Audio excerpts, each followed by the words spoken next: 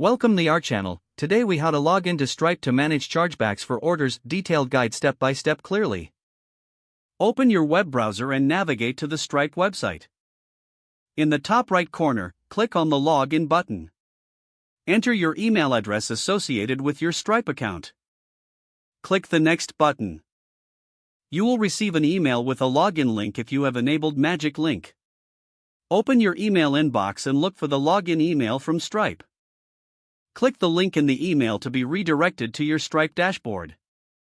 If you haven't enabled Magic Link, enter your password in the provided field. Click the Login button after entering your password. Once logged in, you will see the main dashboard. On the left-hand side, click on the Payments tab. In the Payments menu, find and select Chargebacks to manage disputed transactions.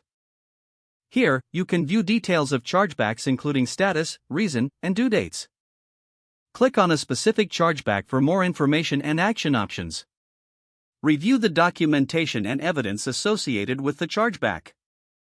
If you need to respond, follow the instructions provided by Stripe. Upload any necessary documents to support your case. Once you are ready, submit your response to the chargeback. You will receive notifications about any updates regarding the chargeback status. To manage further chargebacks, repeat this process as needed. Logging out can be done by clicking your profile icon in the top right corner. Select Log Out to exit your Stripe account securely. If the page does not load, refresh the browser or try again in a private or incognito window. Make sure you are using the correct email address, then retype it carefully to avoid small typos. If your password is not accepted, use the reset option and create a new strong password you can remember.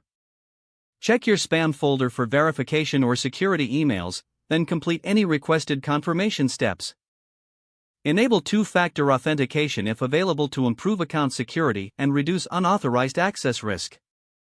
After signing in, review your profile details so your contact information and settings are accurate and current.